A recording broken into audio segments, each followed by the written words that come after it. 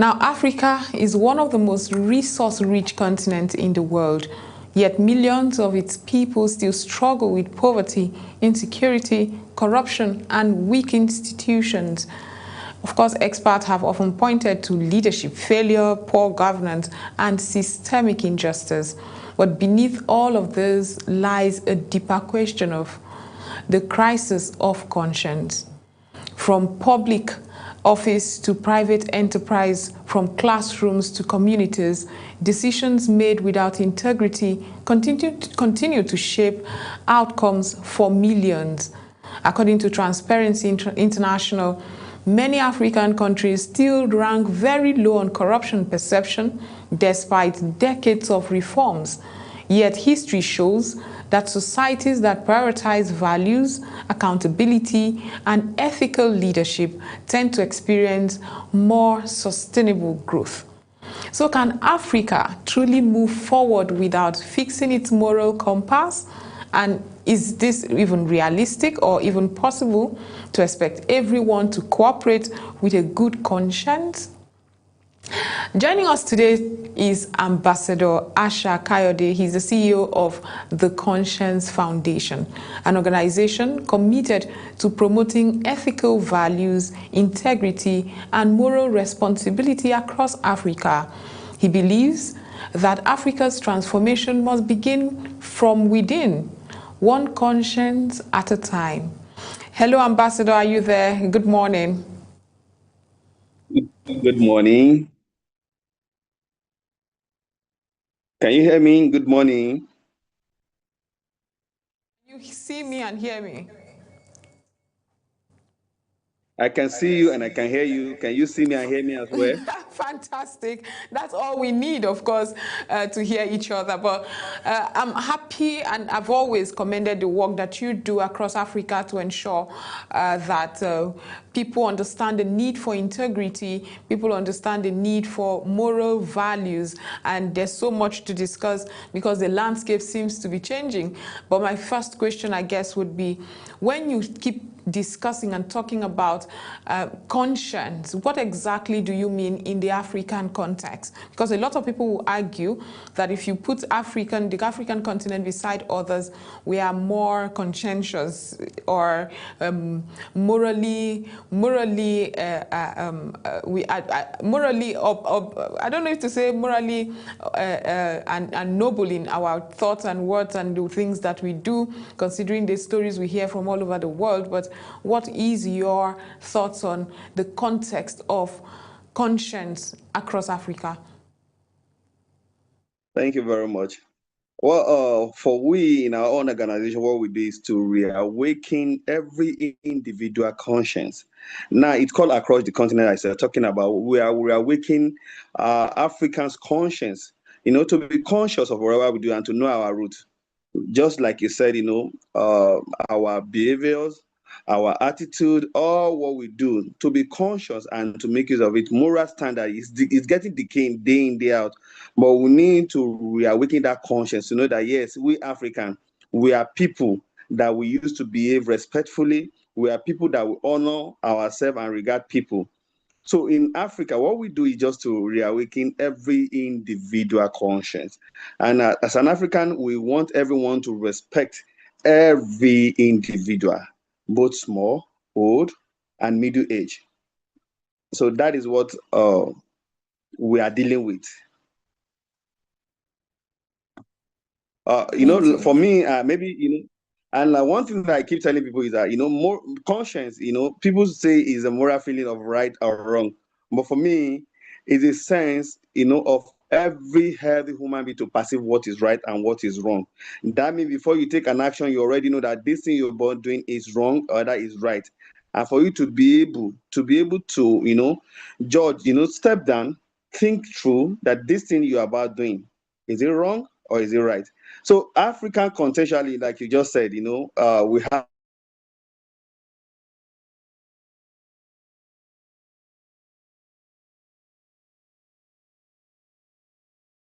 can get us back in the studio to continue the conversation.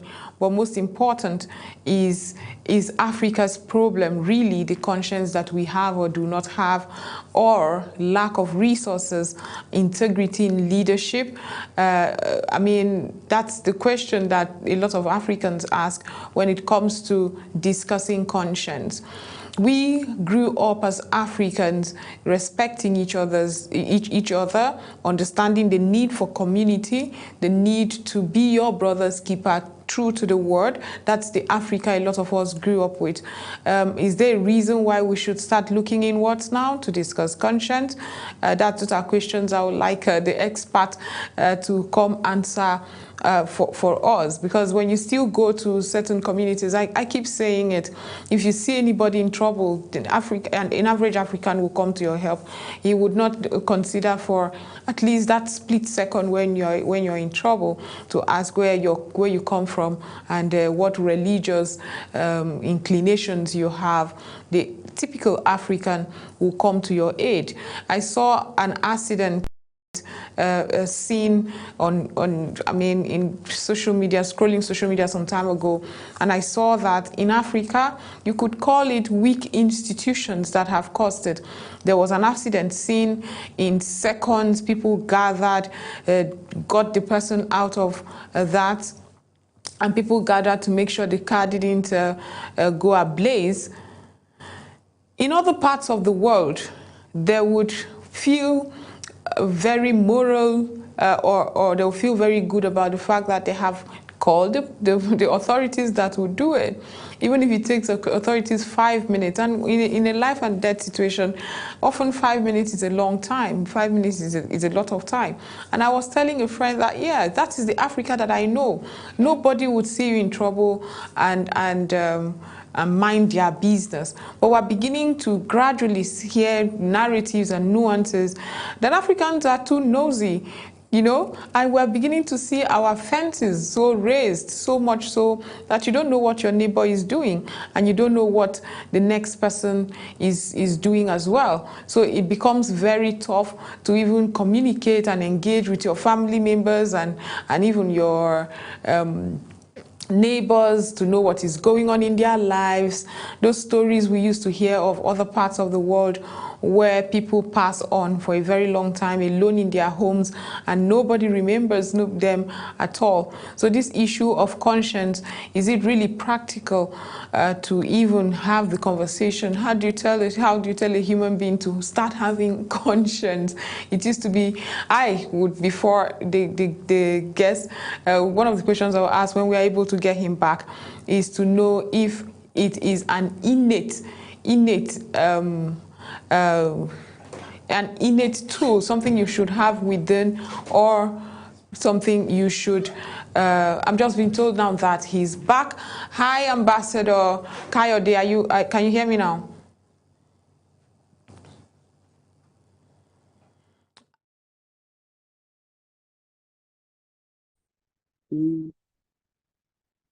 Like I was saying before. Okay, Ambassador Kayode. Yes, thank you. I'm back. Can you see me? Okay, go ahead. So many questions right there. I guess the first one to ask now that you're back is the biggest problems that Africans face. Is it lack of conscience or lack of resources, or rather lack of management of resources, integrity in leadership, and all other parts or aspects that needs to be worked on first? Or do we really lack conscience in Africa? Well, I can't say we lack conscience, because conscience is an inherent ability of every human being. It's something that is inbuilt. It's not something we go to the market to buy. So we are not lacking it. Now, what we are lacking is how we apply it to our daily activity, how we apply it to what we're doing, and how we consciously listen to what our conscience is calling our attention to. And like you said, the integrity of our leaders too is something that is driving some majority of African crazy. not wanting to listen to dictate of their good conscience. But I don't think we are lacking conscience, because it's something that is within us. It's something that is calling our attention, our action to everything we're about doing. It's just how we religiously, listen to it carefully, listen to it. So the one thing that is lacking majorly these days is just that conscientious. To be conscientious to all this, no matter what you're facing, no matter what is happening around you, you stand your ground that yes, you will always strive to do the right thing. I think that is one thing that is we are finding lacking these days, that people don't want to be that conscientious. To be conscientious, like I said, is you. If 100 people are doing something that is wrong, and you stand out to know that, okay, this thing that is actually right, you stand on your right. So these days we find out that people want to follow the majority, even if what they are doing is wrong, they want to just follow like that, knowing fully that yes, this thing that people are doing out there is actually wrong. So what we are lacking is just those kind of people that will stand their ground and say, let's do the right thing, let's oppose the integrity that we are known for. So that is what is lacking. And like you said, the resources there, yeah, resources there too are also there, because when people don't have the resources to do the right thing too, they intend to look other way to shun their conscience and change the alternative. So that is what I felt that it is actually affecting Africans in general.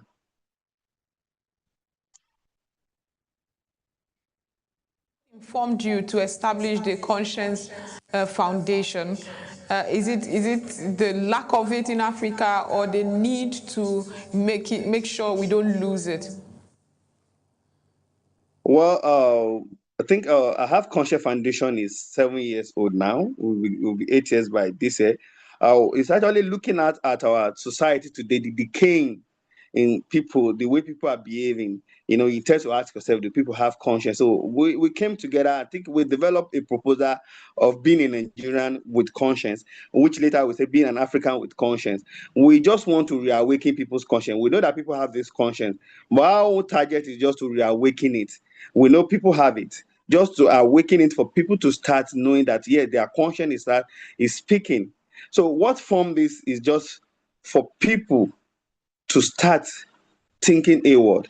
So our own thing that made us form is just to reawaken people's conscience. We know that yes, if people start using their good conscience, if people is aware of what their conscience is telling them, yes, the society and Africa at large will be a better place for all of us all. While you walk across the communities, how does the absence of conscience, how does it show? I mean, in their daily lives, in beyond the corruption headlines, but in their daily lives and in their activities. The decaying in conscience is at large now, and that is why we have to keep up this awareness of conscience. It's alarming. It's alarming the rate of what is going on in society. I overheard when you were talking about accident scene when things happen. That is when you start asking yourself of humanity. Firstly, people these days, they just want to create content. No matter, even though somebody is dying, somebody wants to create content out of this. And you ask, where is humanity first? When there's an accident scene, what people do, they bring out their phone, they started taking pictures, started snapping. Somebody will do, instead of looking for a means to send these people to the hospital to get them first aid too. So these are what we are facing in our society today. This what we call make money quick rich syndrome. A child of 15 years want to drive a Range Rover and he doesn't care. And you ask, what conscience is such person using? So the humanity these days is something that is so alarming, that we need to all across board to start speaking to ourselves, to start speaking to that inner voice that is telling us to do the right thing. So like you asked me, when I walk across community, society, traveling from one place to the other, what I'm seeing is just so alarming. And that is why we are keeping up with the campaign, with the awareness to reawaken people's conscience. Well, how realistic is it, rather, when we are still discussing economic issues, we are discussing security issues, development and development strides and all of that? How realistic is it to talk about values when people just want to survive? They just want to be able to afford a meal, have access to healthcare, and survive. For me, I think it's realistic. I think we African, we are people that will take correction and that will listen. What we just need is just somebody that will call our attention to the right thing. So it is realistic when somebody is doing something wrong and he call their attention, no matter how hungry they are, no matter how in need they are. The moment you call their attention to the values, to the ethics, some of them will still, make you will still reason with what you are saying and calm down and use their good conscience. So it's very realistic. What we just need is to step up the awareness and not stop talking. But Africa has the youngest population in the world. How does the current value system shape the mindset of young people? And are parents failing, are leaders failing, and schools and the media in shaping the minds of young people? But like I said, we all have a lot of things to do here, and it starts from our leader too, because some of these young ones are copying from what the leaders are doing, and parents too has a big role to play, and the media itself, media these days too, we need to, critically observe what we are sending out to this young one to watch. And fora like this can be helpful when children, when young adults can listen to a message like this. Some of them might have something to take home. So it is a call for action for leadership, for all our leader and our parents to start thinking that, okay, what are we actually teaching this young one, this young lad that are coming up? What are we leaving behind for them? What generation are we leaving behind? So I believe that it's a call for everyone, not just the leaders, not just the parent alone, but or the religious gathering to start preaching this ethics and moral standard in all they do, to inculcate it, even in our school these days. When you go to schools this day and you see what is happening, even from teachers too, you ask, what legacy are they leaving for their students? So it's for all of us to start doing the right thing, so that the young one will copy from us. So that will be a role model that will leave us something that this one, when they grow up to, they say, oh, I'm lifting after somebody like this. I'm looking up to somebody like this. Now, growing up, there were in my home. You see a lot of those frames that tells you doing the right thing pays. All those moral insights that just short words. It could be words of marble. It could be very important quotes. But one thing was for sure, you cannot soil your name and the community respects you. But that is gradually changing in our communities, where we see dishonesty pay or seemingly pay.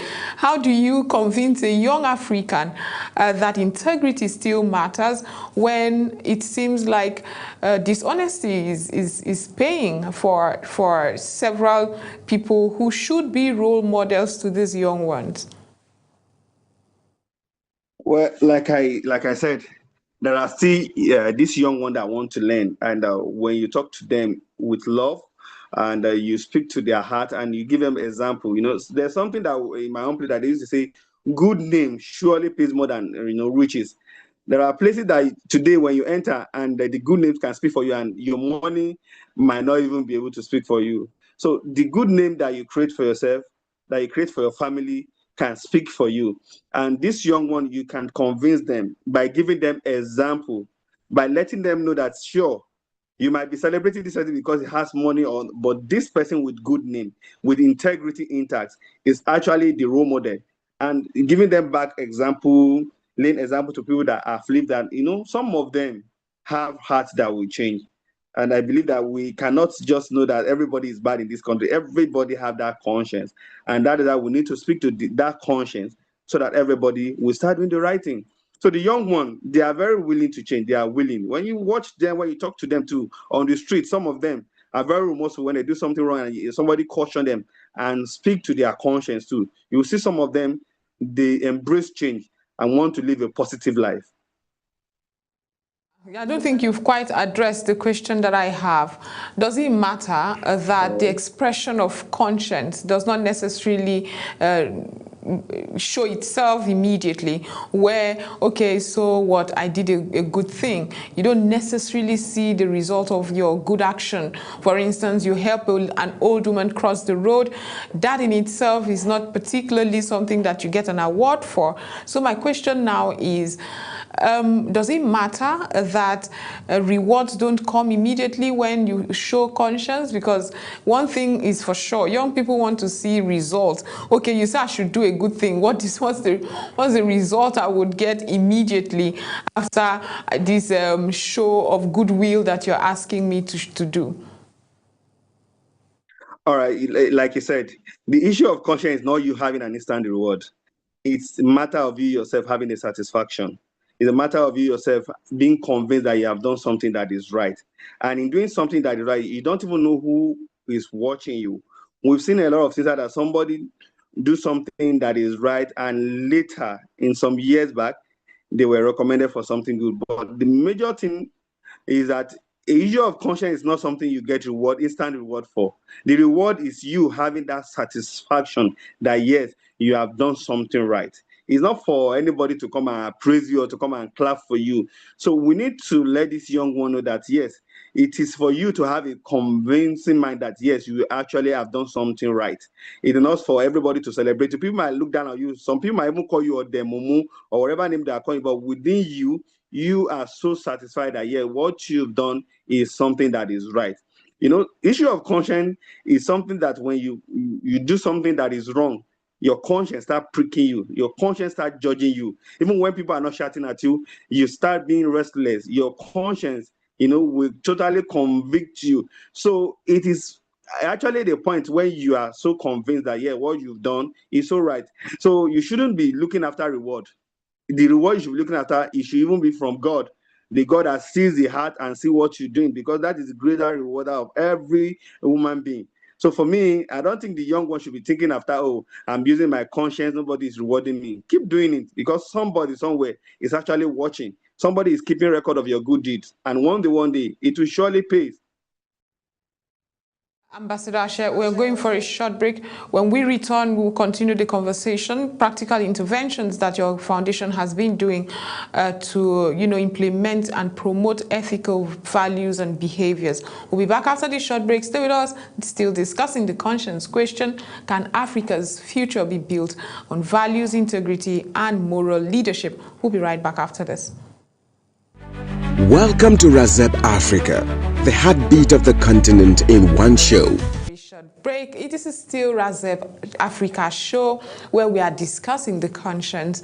How can the conscience values be built in Africa where it shapes our integrity and moral leadership?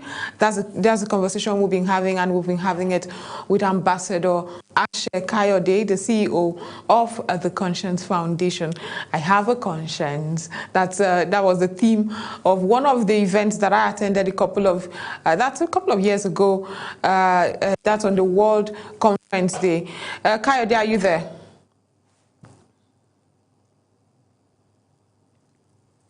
Okay. So I guess my next question here would just be, can you talk about the real stories or examples where shift of values have led to measurable change and impact?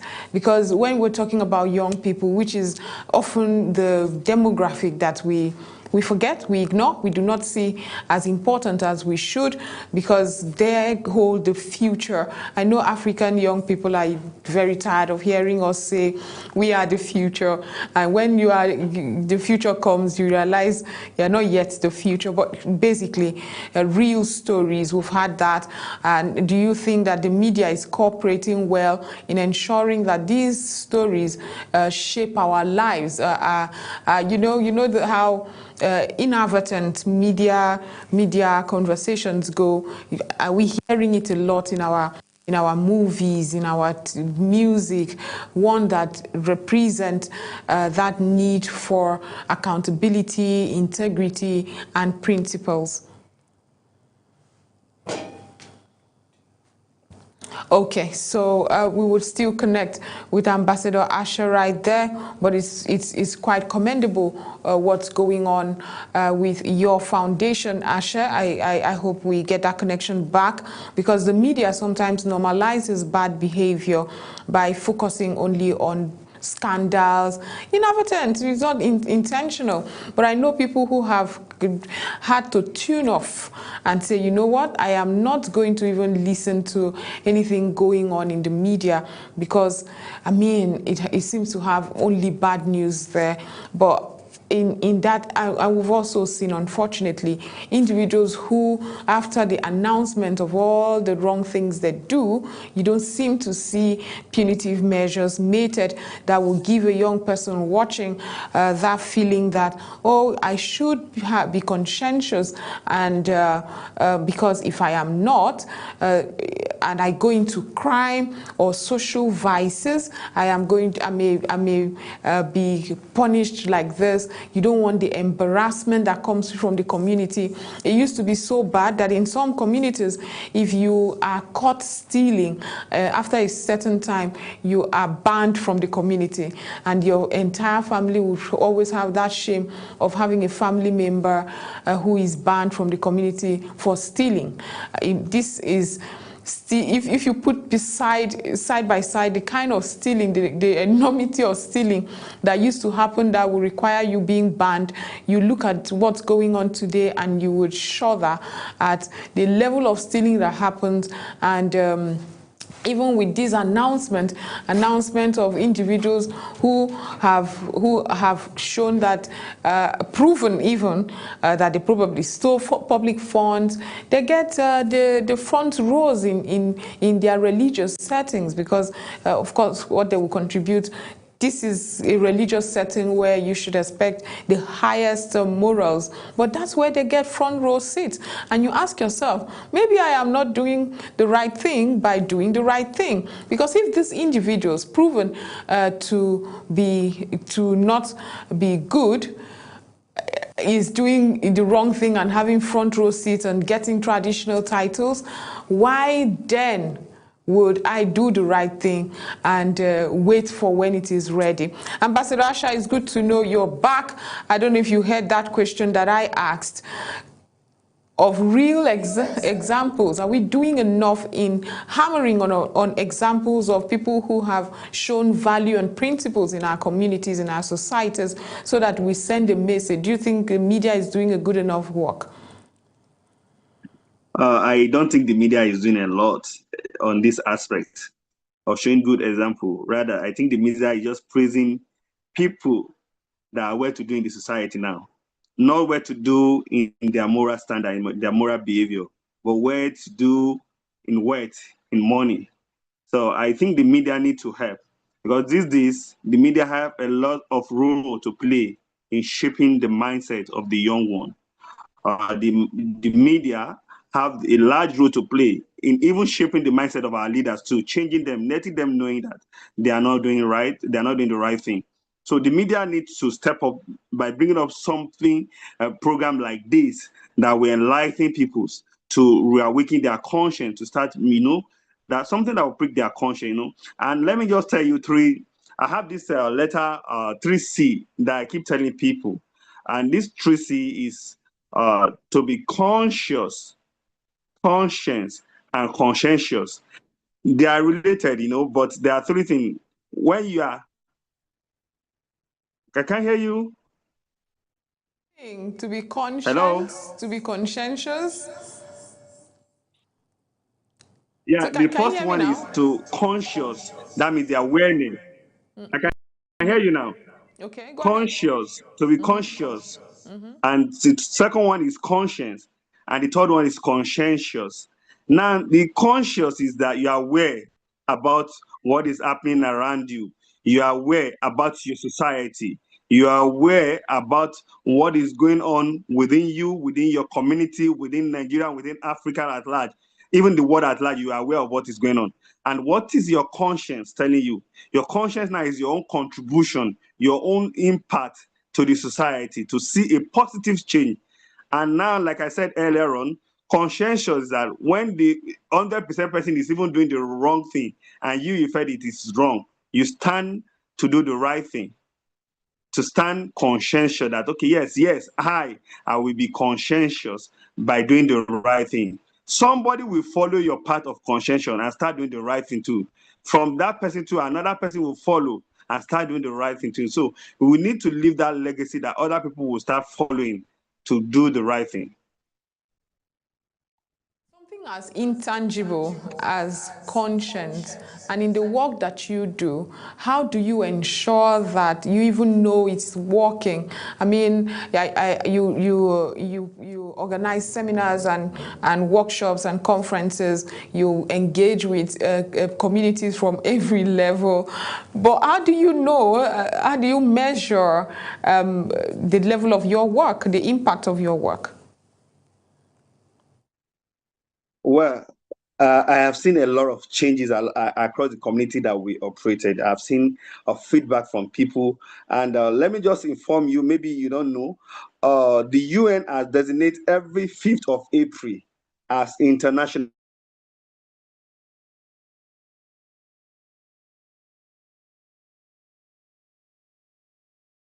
Okay. I actually know. Can you hear me?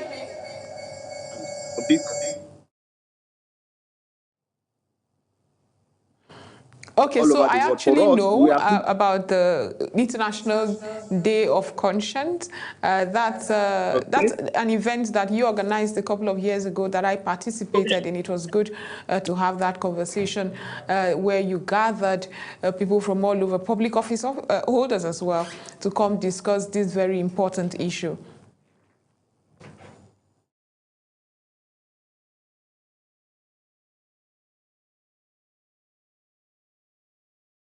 I no longer hear you.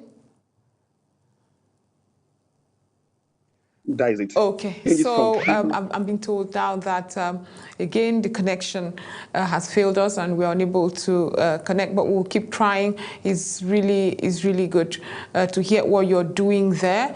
Like I said, it's not tangible, so sometimes you may not know, but it's good to know that you've seen changes, and I'd like to know what those changes are, because when you talk about conscience, you're unable to really say by looking at anybody. It's not like malnutrition. It's not like hunger that you could say, oh yeah, I haven't had food for days, and you could see the person thinning, and you could calculate malnourished people. But again, how do you measure the work that you do in conscience? You're just about to talk about the UN, the International Day recognizing the need for people to be more conscientious, rather. Yeah, like I said, when you're asking me how I measure that, apart from the UN Day, before the UN Day, we've been doing our own activity. And there's this example that I keep telling people that happened years back when we started. A young girl walked up to the mom and said, "Mom," the mom is about picking money in the father's pocket, and asked the mom, "Mom, where is your conscience?" The mom said she paused for a while and she asked, "Who taught you?" They say, is it not that Uncle Conscience that is always telling us to use our conscience? No, now the mother was telling him that if the young lady say, "Mommy, fear God," you say, your dad too is not fearing God by hiding money. But when the young lady has that question politely, "Mommy, where is your conscience?" that she paused for a while and she has to return the money, because there's actually a subtle word that speaks to her conscience at that time. And we've seen a lot of places that we intervene between husband and wife and ask them to use their conscience, and the result is wow. Among my peers, whenever I step into them, they will say, "Oh, Mr. Conscience, you are here." I will start using my conscience. I think sometimes they go, we conduct an election and everybody say, "This election now, we will all use our good conscience." That is the impact of what we are saying, because they know that, okay, there is an organization that is talking about conscience. Wherever we step on, people say, "Oh, I am someone with good conscience."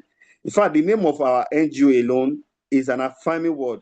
I have conscience. It's a word that when you speak, when you say you have conscience, you start asking yourself, yes, how are you using the conscience too? So It's very important to know. There was growing up So we have measured our these were impact society in words a high that you level. We have grew seen up feedback from listening to people, from from your schools. older We ones, have from everyone.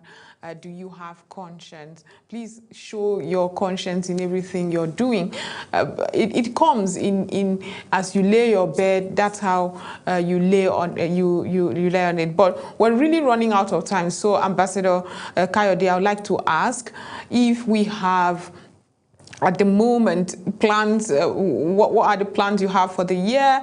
5th of April is just by the corner. What are you planning that's different from what you've been doing over the years, or what's just the role of activities, and how can people participate in it?